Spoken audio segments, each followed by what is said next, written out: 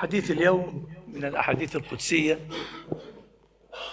يرويها الحبيب محمد صلى الله عليه وسلم فيقول: أوحى الله إلى أخي العزير. سيدنا العزير هو كما قال العلماء أنه نبي من أنبياء الله، وهو المقصود به الآيات التي نزلت في كتاب الله والله أعلم. أو كالذي مر على قرية وهي خاوية قال: أنى يحيي هذه الله بعد موتها فأماته الله 100 عام ثم بعثه. ده سيدنا العزير اللي نزل فيه الآيات دي. أوحى الله إلى أخي العزير: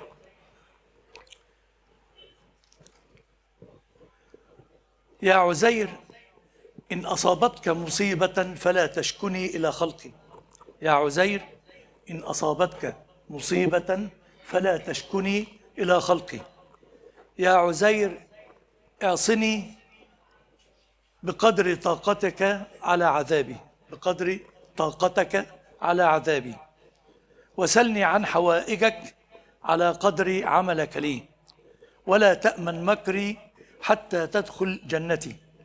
فاهتز عزير يبكي، فأوحى الله إليه: لا تبكي يا عزير، فإن عصيتني بجهلك غفرت لك بحلمي، لأني كريم لا أعجل بالعقوبة على عبادي وأنا أرحم الراحمين.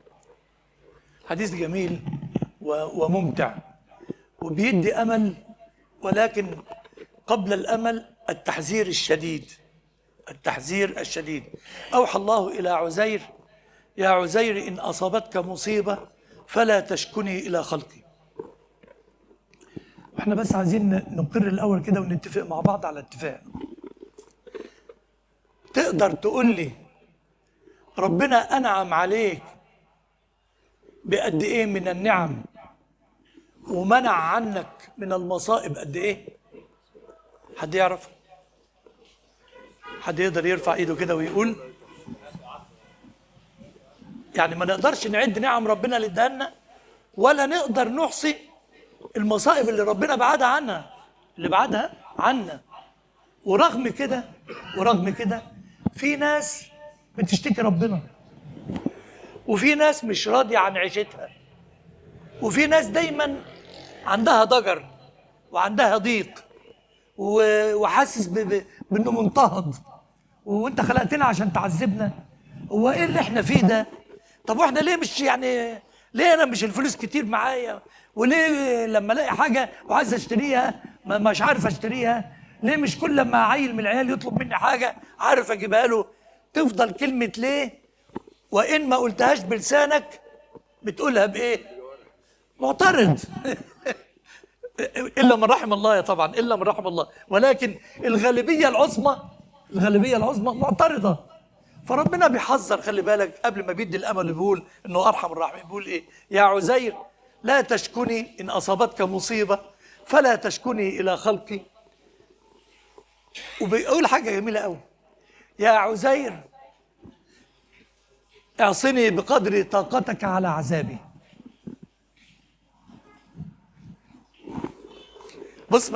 بص احنا كلنا عملنا ازاي؟ تقدر تتعذب قد ايه؟ تتحمل قد ايه من قدر عذاب الله؟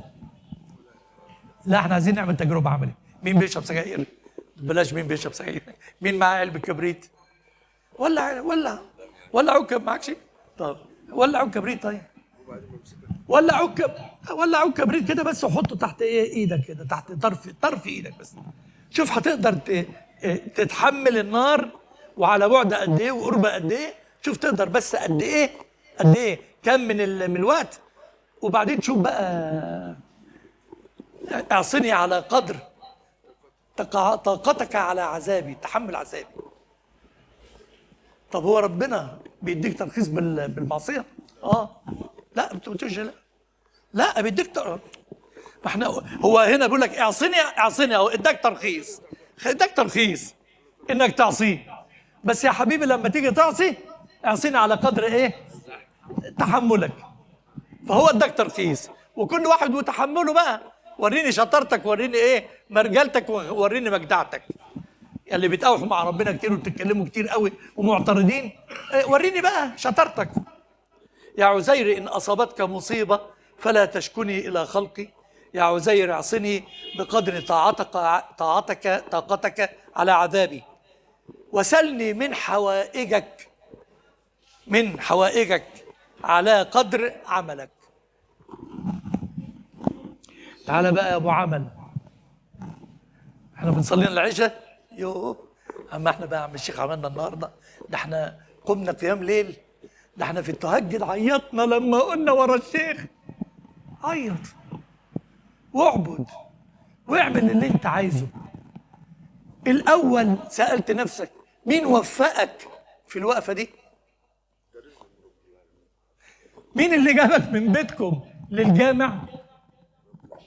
مين اللي وقفك للصلاة؟ مين اللي اديك المية اللي انت اتوضيت بيها عشان تيجي للجامع وانت بتوضي او تدخل تتوضى؟ مين اللي وفقك وجاب لك مقرئ صوته جميل عشان تقف تستمتع وانت بتصلي وراه وتسمع له القرآن؟ انت ايه فضلك بقى؟ اقول حاجه صغيره بس كده، المشايخ علموها لي وانا قد الشاب الجميل الصغير ده، والله العظيم وانا قده كده. بيقول لك يا ولا لو جه حد قال لك لله وانت حطيت ايدك في جيبك وطلعت، وحاجه عجيبه قوي، بايدك والفلوس حطيتها جوه بعض كده اهو، لكن تعرف تطلع الربع من النص من الجنيه، من 5 جنيه، من 10 جنيه وانت ما شفتهاش، مستفهم وعارفهم، بتقعد ايدك كده وتقعد تقلب كده لغايه ما تطلع وتلاقيك انت طلعت الربع جنيه اللي انت قصده. هو مين اللي اداك دي؟ طب مين اللي اداك الفلوس اللي في جيبك علشان لما يبعت لك اللي يقول لك اديني تقوم تديله؟ انت ايه؟ انت ليك فضل في حاجه؟ قيس بقى العبادات بتاعتك دي كلها، قيس الفضل لمين ورده لمين؟ لصاحبه. انت ايه فضلك؟ اذا كان انت مالكش فضل في العباده تطلب منه ليه؟ ما بقول لك واسألني على قدر ايه؟ طاعتك ليه؟ انت طاعتك انت بقى بتاعتك منك. طب اذا كان انت مالكش حاجه يبقى من حقك انك تسأله، ورغم كده بيقول لك ايه؟ ادعوني استجب لك. ده انت لو ما رفعتش ايدك للسماء وقلت يا رب، ربنا ياخد اللي ما بيسألش ده يبعده خالص وياخده من الدنيا، ويجيب ناس تانية ترفع ايديها للسماء عشان تقول ايه؟ يا رب. إن من عبادي من أغنيته ولو أفقرته لفسد حاله، وإن من عبادي من أفقرته ولو أغنيته لفسد حاله. خلاص؟ يبقى اعصني على قدر إيه؟ تحملك أو طاقتك على تحمل عذابي، واسألني على قدر إيه؟ طاعتك لي. فأنت لا ليك دي تقدر تحوش، ولا في دي تقدر تجيب. أنت مالكش، أنت محض رحمة وفضل ربنا. احنا كلنا على بعض كده والله العظيم عايشين بفضل محض ورأفة ورحمة ورزق ربنا لنا. اما احنا لنا يعني احنا نستحق. لو انت بتقيس كده، لو انت بتقيس، ما هو انت لما تيجي تطلب من واحد حاجه وانت ليك فضل عليه، اليد العليا خير من اليد الايه؟ السفلى. لما تيجي تطلب منه حاجه انت ليك عندك سبق، ليك عليه فضل يعني، فلما يديك بقى صح وانت بتطلب بقلب جامد. انما انت مالكش فضل في حاجه خالص، بتطلب بقلب جامد ليه؟ بتطلب ليه؟ طب وبتعصي بقلب جامد قوي وانت قلبك قاسي قوي ليه كده؟ تتحمل ايه انت يا مسكين؟ شوف بقى، شفت التحذيرات مهمه ازاي؟ وسلني عن حوائجك على قدر عملك ليه، ولا تأمن مكري حتى تدخل جنتي. اللي بيمن بالطاعه على ربنا وعشان زود في الطاعه شويه فاكر انه بقى ولي. سيدنا ابو بكر صديق وصديق هذه الامه، صديق الحبيب محمد صلى الله عليه وسلم والملقب بالصديق، يقول ايه؟ والذي نفس محمد بيده لو كانت احدى قدمي في الجنه لا امن مكر الله. يعني لو رجلي خلاص دخلت الجنه اهو خلاص، انا ما اضمنش لما الرجل الثانيه تدخل ويتقفل ايه الباب ضمنت ان انا دخلت. ده سيدنا ابو بكر اللي بيقول الصديق. احنا بقى بنقول ايه؟ بتتفخر على ايه؟ بتتفخر على بطاعتك على ايه؟ فما بالك باللي بيتفخر بعلمه، باللي بيتفخر بماله، اللي بيتفخر بصحته، اللي بيتفخر بيه. انت وانت اصلا انت جايبها منين؟ من عندك، من تلقاء نفسك يعني؟ انت فتوة من نفسك يعني؟ طب ما هي في لحظة والله العظيم بتحط راسك ما بتقوم صح؟ او بتقوم الصبح الحقوا ودوه الدكتور ده خلاص. لا اله الا الله. وانت بتتفخر بايه؟ ولا تأمن مكري حتى تدخل جنتي. طبعا الموضوع ده كله عمل صدمة عصبية لسيدنا العزير، صدمة أنا مسميها كده والله، صدمة. فاهتز عزير يبكي. لما هو الموضوع كده، ده احنا رايحين، ده احنا هنروح فين بقى؟ هنهرب منه نروح فين؟ إذا كان الموضوع مش بتاعك والرزق كله من عنده والابتلاء كله من عنده والرحمة كلها بتاعته في الأول وفي الآخر، طب احنا نعمل ايه بقى؟ فاهتز عزير يبكي. ربنا يقول له ايه؟ لا تبكي يا عزير. شوف رحمة ربنا، فإن عصيتني بجهلك غفرت لك بحلمي. ودي أخطر نقطة بقى في الحديث، أنا بعتبرها عندنا. واحد بينام بالليل مرتب على المصيبة اللي هيقوم يعملها الصبح. صح يا باشا؟ كلمنا شوية عن الصحافة الجنائية والأحوال الجنائية واللي بيتم. الولد الشاب اللي شايف نفسه شوية كده اهوت قايم الصبح ايه؟ مرتب مع العيال ومع الشلة رايحين الكافيتيريا بتاع كلية التجارة أو كلية التربية. يا عم الشيخ أنت عرفت كلية التجارة وكلية التربية اشمعنى؟ أصيع بكليتين معروفين يعني، والدنيا معروفة والكافيتيريا معروفة والدنيا. أنتوا بتضحكوا ليه؟ عشان تعرفوا إن أنا بس إيه؟ الموضوع مش موضوع شيخ والله العظيم، الموضوع أنت عايش في الدنيا مع الناس وبتسمع وبتشوف وبتقرأ وبتلاحظ. ما أنا لو ما عرفتش أتكلم معاك كده مش هتسمعني ومش هستفيد ولا أنت هتستفيد. هنقعد نقول كلمتين من اللي الناس كلها حافظينهم وخلصنا. لا، ده أنا باخدك معايا عشان أقول لك خلي بالك عشان الدنيا ما تسرقكش. مصيبة المصايب حاجة واحدة بس، الفرق بين اللي دخل الجنة واللي دخل النار ايه؟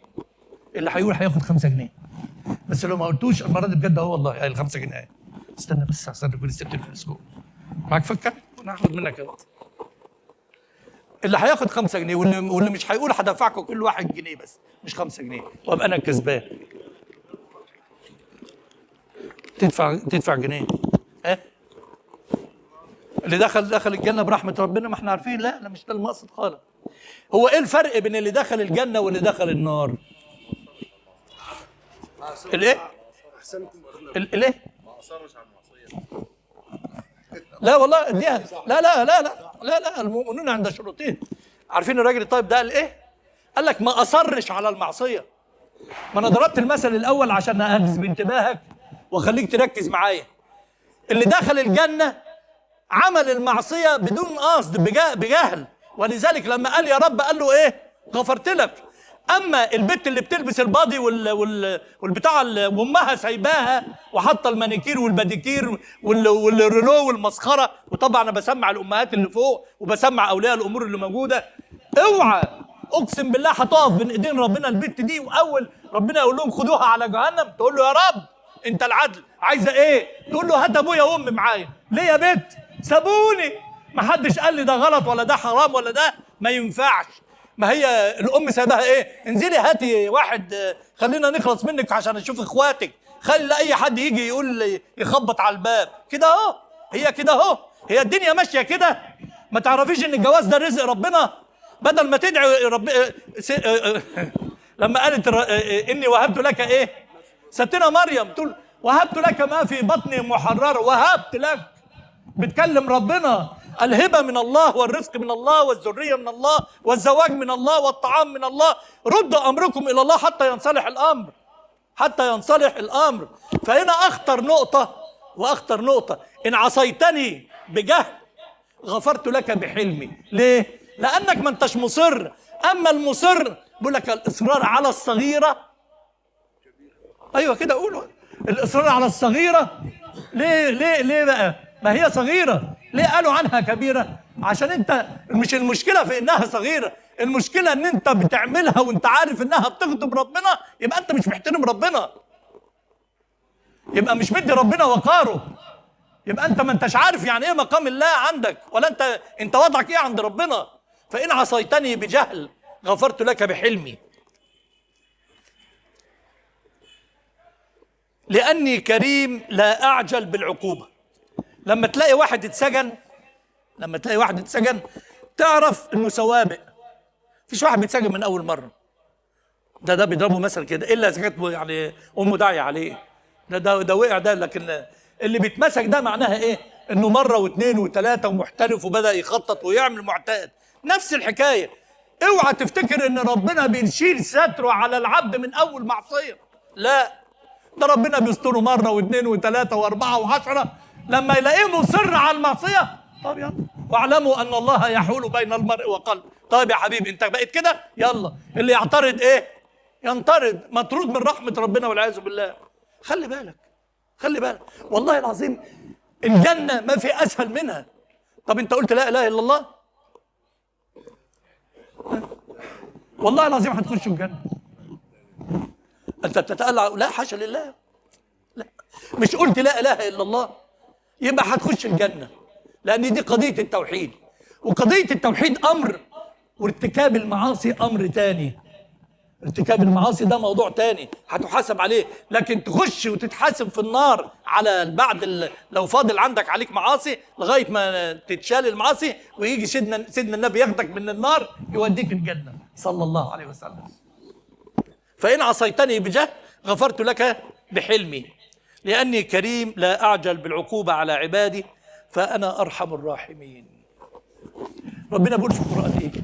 ما يفعل الله بعذابكم إن شكرتم وآمنتم. لو أنت فاكر إن ربنا خلقك عشان يعذبك، لا، ده أنت بتيجي تاكل تقول بسم الله الرحمن الرحيم، يقول لك حمداني عبدي. أنت ما عملتش حاجة، يعني الرزق بتاعه والمعده دي بتاعته واللي بتهضم ده واللي مرتب كل الامور دي كلها هو ربنا. ورغم كده لو قلت الحمد لله يقول لك حمدني عبدي. الله، طب في ايه تاني؟ طب انت ربنا عايز منك ايه؟ ما يفعل الله بعذابكم ان شكرتم وامنتم. حاجتين اتنين. طب ما تخليك مؤمن وتشكر ربنا على اللي اداهولك، وبلاش بقى تحاسب ربنا كتير لا من جواك ولا من براك. ويبقى ده معناه ايه؟ انك تكون ايه؟ الله يفتح عليه. نسأل الله سبحانه وتعالى أن يرضى عنا رضاء لا سخط بعده، اللهم آمين.